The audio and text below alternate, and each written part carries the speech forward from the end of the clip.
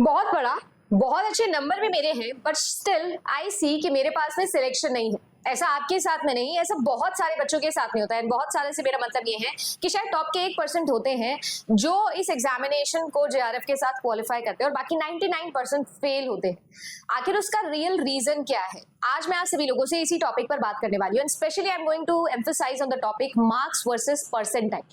मेरे पास में रिजल्ट के टाइम पर सबसे ज्यादा कमेंट यही आता है कि मैम मैं 2 नंबर से रह गया, 1 क्वेश्चन से रह गया, या मेरा जो नंबर थे वो काफी सही थे मेरे सब्जेक्ट के अकॉर्डिंग, बट स्टिल मैं नहीं क्वालिफाई हो पाया। ऑफ कोर्स कैटेगरी का फर्क तो पड़ता ही है कि आप रिजर्व हो कि अनरिजर्व हो, बट उससे भी ऊपर और उससे भी ज्यादा इंपॉर्टेंट चीज इस पर एम्फसाइज करने की जरूरत है वो है कि आपको ये समझना पड़ेगा कि मार्क्स और परसेंटाइल में क्या फर्क है। क्योंकि UGC net examination is not an examination जो मार्क्स को रिवॉर्ड करता है, इट्स एन एग्जामिनेशन जो परसेंटाइल को रिवॉर्ड करता है। आखिर क्या प्रॉब्लम है, इसका क्या सोल्यूशन है, कंप्लीट मैं आपको इस प्रोसेस के अंदर बताने वाली हूँ। साथ ही साथ मैं आप लोगों को इस वीडियो के अंदर ये भी बताने वाली हूँ कि किस तरीके से आप लोगों का सेफ स्कोर, आपकी एक्सपेक्टेड कट ऑफ और आप लोगों की एक्चुअल कट ऑफ का डिफरेंस क्रिएट किया जाता है।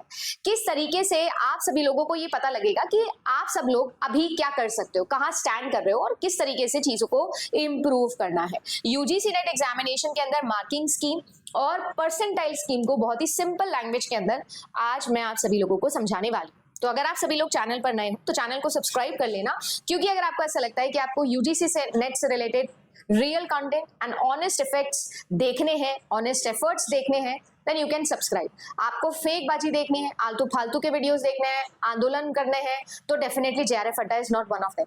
आई होप आप लोग मेरी सिंसियरिटी को समझेंगे और क्यों मैं ये वीडियो बना रही हूँ ये भी समझेंगे। अगर आपको ऐसा लगता है कि हम लोग कुछ अच्छा काम करने जा रहे हैं, क्यों हम लोग हर बार कंसिस्टेंट अपने रिजल्ट्स के साथ, एफर्ट्स के साथ, राइट, क्योंकि एफर्ट्स का ही एक बाय प्रोडक्ट होता है रिजल्ट, तो आप सभी लोग ज्वाइन कर सकते हो जेआरएफ अड्डा प्रीमियम बैचेस इस वक्त, क्योंकि आपका रिजल्ट है। तो आप सब लोगों को पता है कि आप लोगों के पास में बहुत अच्छे अपॉर्चुनिटीज है स्कॉलरशिप से। तो आप सभी लोगों के लिए जेआरएफ अड्डा एप्लीकेशन के ऊपर आप लोगों का 12 महीने का लाइव कोर्स आ चुका है, जिस कोर्स के अंदर आप कंप्लीट पढ़ाई कर सकते हो पेपर 1 और पेपर 2 की, जिसमें एक स्टूडेंट को जो भी तैयारी के समय चाहिए होता है वो सब कुछ यहाँ पर दिया हुआ होगा। और मेरे खुद का रिटर्न है, मेरे खुद का किया हुआ है, मेरे हाथ से किया हुआ है। तो जो मैंने किया, जिससे मेरा सिलेक्शन हुआ, जिससे मैं थोड़ा बहुत कुछ अचीव कर पाई लाइफ में, वो सब यहाँ पर आपको इस ट्रांसफॉर्मेटिव जर्नी में मिलने वाला है। Now coming back to the point, जो कि हमारा है मार्क्स एंड परसेंटाइल। सबसे पहले इन दोनों के अंदर डिफरेंस समझो। मार्क्स का मतलब होता है कि आपको कितने नंबर मिले। आपका जो पेपर है 150 क्वेश्चन है, 300 नंबर है, आपके उसमें से कितने नंबर आए। परसेंटाइल का मतलब ये आता है कि आप में के जो भी नंबर आए हैं वो और कितनों के आए हैं। कुल मिला के मार्क्स आपको ये बताता है कि आपने कितना स्कोर किया, और परसेंटाइल आपको ये बताता है कि आपने कितनों से बेहतर स्कोर किया है। हो सकता है कि आपके फॉर एग्जांपल 120 नंबर आए।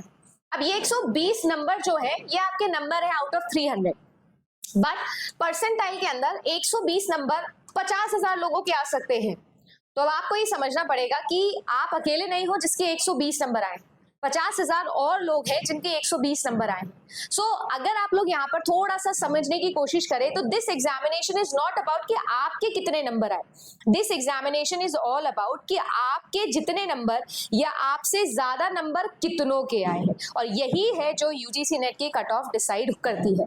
कट ऑफ जो है वो मार्क्स नहीं, कट ऑफ जो है वो परसेंटाइल डिसाइड करता है। सो ये अनफेयर है या नहीं है, ये एक रिलेटिव कंपटीशन है। आप समझदार हो, अच्छे बच्चे हो, मास्टर्स वाले बच्चे हो, आई होप आप समझ पा रहे हो मैं क्या बोल रही हूँ। इट्स नॉट अबाउट मैंने क्या किया, मैंने कितना अच्छा किया, इट्स ऑल अबाउट मैंने कितनों से अच्छा किया।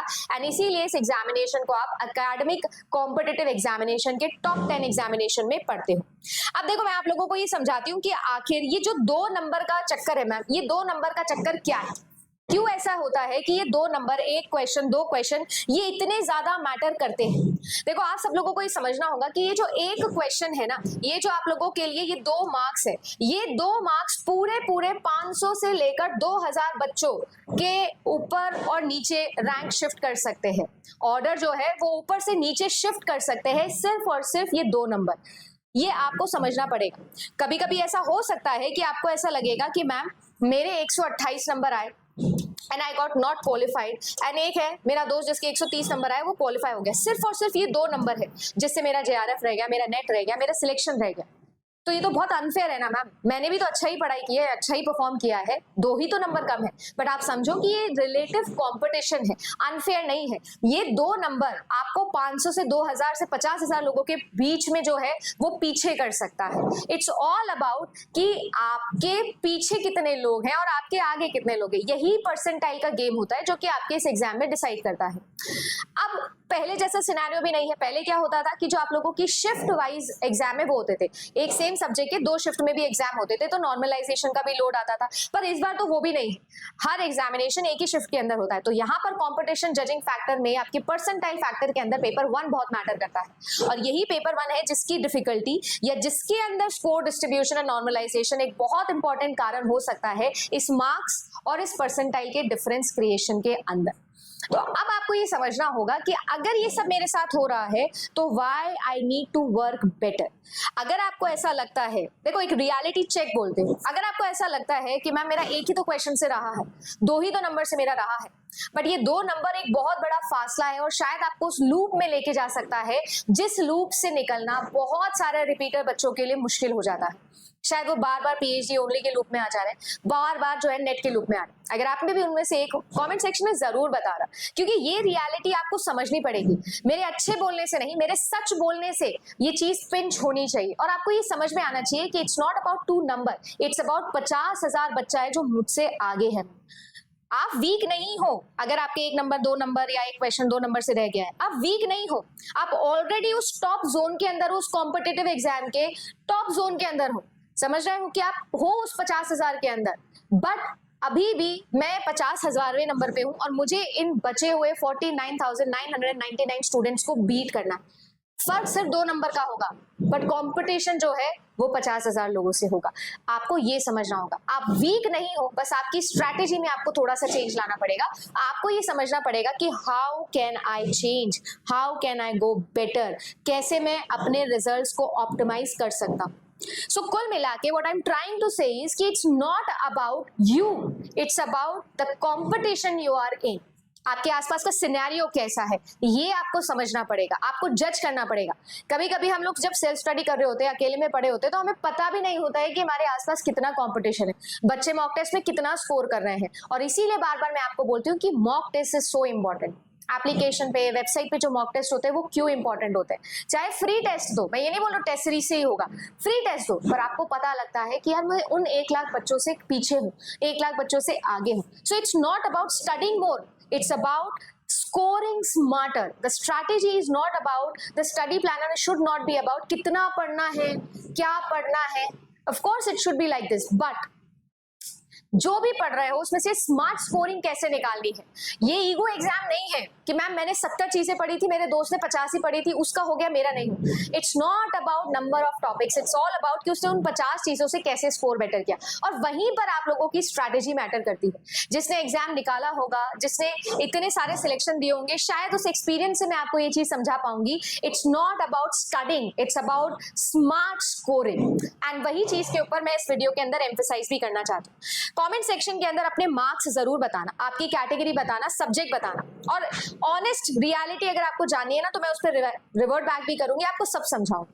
इनफैक्ट अगर आप क्वालिफाई नहीं हुए हो ना तो मैंने कमेंट सेक्शन में गूगल फॉर्म भी लगाया, इस गूगल फॉर्म के ऊपर आप लोग अपनी ये तीनों चीजें मुझे बताना, and will take a free counselling session. कोई दिक्कत नहीं है, 1-to-1 सेशन लेंगे, इंटरैक्टिव पर्सनल सेशन, राइट। मैं आप लोगों को जो है आपके टाइम एलोकेट करूंगी, हम लोग एक ग्रुप बनाएंगे, उस ग्रुप के अंदर मैं मीट लिंक शेयर करूंगी, और आपको पता है मैं हमेशा से ये चीज करती आई हूँ। हम लोग बैठेंगे, बात करेंगे, मैं समझने की कोशिश करूंगी कि आखिर ऐसा क्यों है, ये 2 नंबर के लूप में आप क्यों फंस जा रहे हो, ऐसा क्या बेटर हम कर सकते हैं, ऐसी क्या बेटर स्मार्ट स्ट्रैटेजी हम बना सकते हैं, और मैं आपको फ्री स्टडी प्लानर बना के दूंगी। Okay, so don't worry, because I am with you guys till the end of the line part. याद है ये डायलॉग, बस ये डायलॉग अपने आप को संभाल के रखना और समझना कि यहां से मैं आगे क्या करूंगी, कैसे करूंगी, वो बहुत ज्यादा मैटर करता है।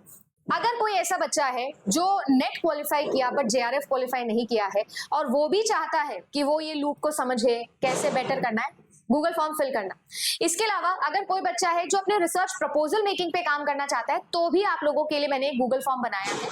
रिसर्च प्रपोजल मेकिंग का एक फ्री सेमिनार, एक फ्री काउंसलिंग सेशन हम लोग लेकर आ रहे हैं, जिसमें आप लोगों के लिए already PhD candidates, PhD qualified thesis submit जिनका हो चुका है, वो आपको रिसर्च प्रपोजल सब्जेक्ट वाइज बना के देंगे। सो 2 गूगल फॉर्म्स है। आपका मन है क्वालिफाइड हो तो रिसर्च प्रपोजल वाले में जाओ, नॉट क्वालिफाइड हो, बेटर करना चाहते हो अपने में, तो भी आप लोगों के पास गूगल फॉर्म है, जरूर फिल करिएगा। और तैयारी में ये समझिएगा कि how to be smarter and stronger, and success का मतलब यही है जो मैं कल था उससे बेटर मैं आज हूं। सो आप लोग वीक नहीं हो, आप लोग नॉट क्वालिफाइड नहीं हो, आप सिर्फ और सिर्फ एक कदम पीछे हो। तो यहाँ पर पीछे मुड़ के चलना स्टार्ट नहीं करना है, वो एक कदम की छलांग लेने के बारे में सोचना है, तैयारी करना है, राइट। हमेशा याद रखना, जब शेर को बड़ी छलांग मारनी होती है तो वो 2 कदम पीछे लेता है, और वही चीज हमें करनी है। Good luck.